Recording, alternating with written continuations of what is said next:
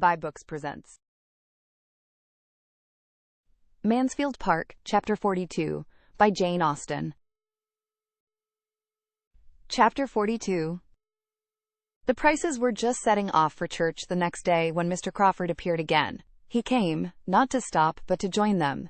He was asked to go with them to the garrison chapel, which was exactly what he had intended, and they all walked thither together. The family were now seen to advantage. Nature had given them no inconsiderable share of beauty, and every Sunday dressed them in their cleanest skins and best attire. Sunday always brought this comfort to Fanny, and on this Sunday she felt it more than ever. Her poor mother now did not look so very unworthy of being Lady Bertram's sister, as she was but too apt to look.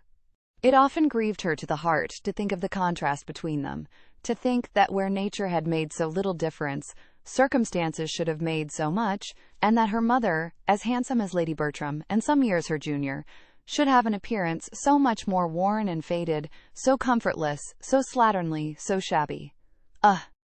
But Sunday made her a very creditable and tolerably cheerful-looking Mrs. Price, coming abroad with a fine family of children, feeling a little respite of her weekly cares, and only discomposed if she saw her boys run into danger, or Rebecca pass by with a flower in her hat. In chapel they were obliged to divide, but Mr. Crawford took care not to be divided from the female branch, and after chapel he still continued with them, and made one in the family party on the ramparts. Mrs. Price took her weekly walk on the ramparts every fine Sunday throughout the year, always going directly after morning service and staying till dinner time. It was her public place. There she met her acquaintance, heard a little news, talked over the badness of the Portsmouth servants, and wound up her spirits for the 6 days ensuing. Thither they now went, Mr. Crawford most happy to consider the Miss Prices as his peculiar charge.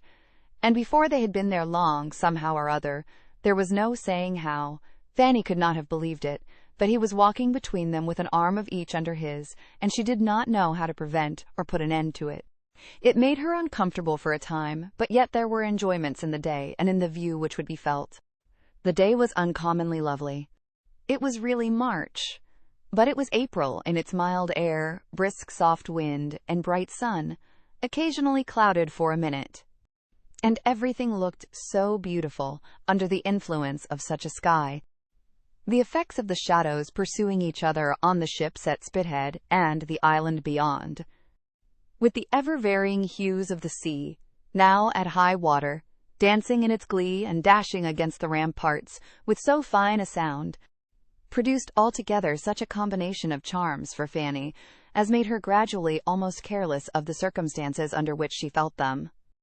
Nay, had she been without his arm, she would soon have known that she needed it, for she wanted strength for a 2 hours' saunter of this kind, coming, as it generally did, upon a week's previous inactivity. Fanny was beginning to feel the effect of being debarred from her usual regular exercise. She had lost ground as to health since her being in Portsmouth, and but for Mr. Crawford and the beauty of the weather would soon have been knocked up now. The loveliness of the day, and of the view, he felt like herself. They often stopped with the same sentiment and taste, leaning against the wall, some minutes to look and admire, and considering he was not Edmund, Fanny could not but allow that he was sufficiently open to the charms of nature, and very well able to express his admiration.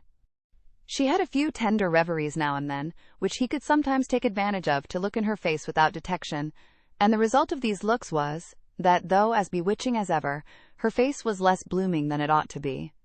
She said she was very well, and did not like to be supposed otherwise, but take it all in all, he was convinced that her present residence could not be comfortable, and therefore could not be salutary for her, and he was growing anxious for her being again at Mansfield, where her own happiness and his in seeing her must be so much greater. "You have been here a month, I think," said he. "No, not quite a month. It is only 4 weeks tomorrow since I left Mansfield." "You are a most accurate and honest reckoner. I should call that a month.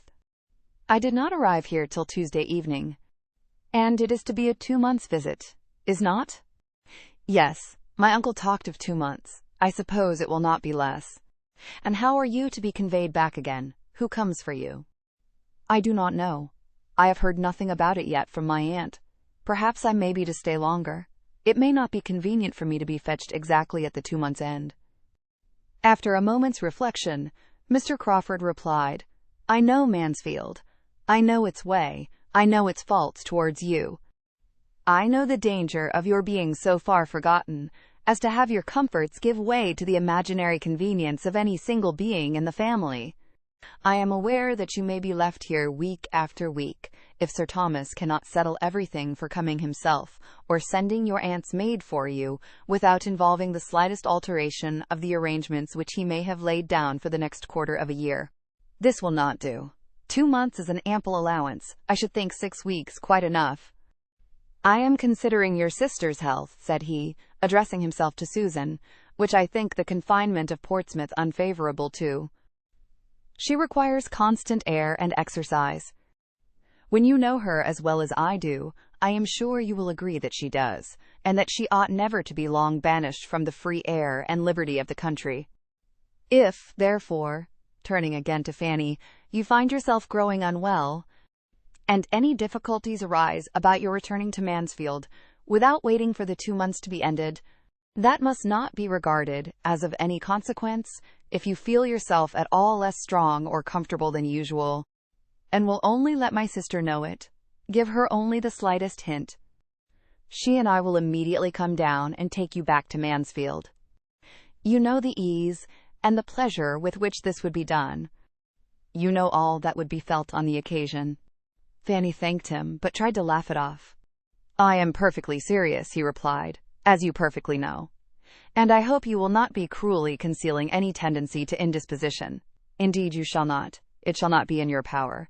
For so long only as you positively say, in every letter to Mary, 'I am well,' and I know you cannot speak or write a falsehood, so long only shall you be considered as well." Fanny thanked him again, but was affected and distressed to a degree that made it impossible for her to say much, or even to be certain of what she ought to say. This was towards the close of their walk. He attended them to the last, and left them only at the door of their own house, when he knew them to be going to dinner, and therefore pretended to be waited for elsewhere. "I wish you were not so tired," said he, still detaining Fanny after all the others were in the house. "I wish I left you in stronger health. Is there anything I can do for you in town? I have half an idea of going into Norfolk again soon. I am not satisfied about Madison. I am sure he still means to impose on me if possible, and get a cousin of his own into a certain mill, which I design for somebody else. I must come to an understanding with him. I must make him know that I will not be tricked on the south side of Everingham, any more than on the north, that I will be master of my own property. I was not explicit enough with him before. The mischief such a man does on an estate, both as to the credit of his employer and the welfare of the poor, is inconceivable. I have a great mind to go back into Norfolk directly, and put everything at once on such a footing as cannot be afterwards swerved from. Madison is a clever fellow. I do not wish to displace him, provided he does not try to displace me, but it would be simple to be duped by a man who has no right of creditor to dupe me, and worse than simple to let him give me a hard-hearted, griping fellow for a tenant, instead of an honest man, to whom I have given half a promise already. Would it not be worse than simple? Shall I go? Do you advise it?" "I advise. You know very well what is right." "Yes. When you give me your opinion, I always know what is right. Your judgment is my rule of right." "Oh, no, do not say so. We have all a better guide in ourselves, if we would attend to it, than any other person can be. Goodbye. I wish you a pleasant journey tomorrow." "Is there nothing I can do for you in town?" "Nothing. I am much obliged to you." "Have you no message for anybody?" "My love to your sister, if you please, and when you see my cousin Edmund, I wish you would be so good as to say that I suppose I shall soon hear from him." "Certainly, and if he is lazy or negligent, I will write his excuses myself." He could say no more, for Fanny would be no longer detained. He pressed her hand, looked at her, and was gone. He went to while away the next 3 hours as he could, with his other acquaintance, till the best dinner that a capital inn afforded was ready for their enjoyment, and she turned in to her more simple one immediately. Their general fare bore a very different character, and could he have suspected how many privations, besides that of exercise, she endured in her father's house, he would have wondered that her looks were not much more affected than he found them. She was so little equal to Rebecca's puddings and Rebecca's hashes, brought to table as they all were, with such accompaniments of half-cleaned plates and not half-cleaned knives and forks, that she was very often constrained to defer her heartiest meal till she could send her brothers in the evening for biscuits and buns. After being nursed up at Mansfield, it was too late in the day to be hardened at Portsmouth. And though Sir Thomas, had he known all, might have thought his niece in the most promising way of being starved, both mind and body, into a much juster value for Mr. Crawford's good company and good fortune, he would probably have feared to push his experiment farther, lest she might die under the cure. Fanny was out of spirits all the rest of the day. Though tolerably secure of not seeing Mr. Crawford again, she could not help being low. It was parting with somebody of the nature of a friend, and though, in one light, glad to have him gone, it seemed as if she was now deserted by everybody. It was a sort of renewed separation from Mansfield, and she could not think of his returning to town, and being frequently with Mary and Edmund, without feelings so near akin to envy as made her hate herself for having them. Her dejection had no abatement from anything passing around her. A friend or two of her father's, as always happened if he was not with them, spent the long, long evening there, and from 6 o'clock till 9:30, there was little intermission of noise or grog. She was very low. The wonderful improvement which she still fancied in Mr. Crawford was the nearest to administering comfort of anything within the current of her thoughts. Not considering in how different a circle she had been just seeing him, nor how much might be owing to contrast, she was quite persuaded of his being astonishingly more gentle and regardful of others than formerly.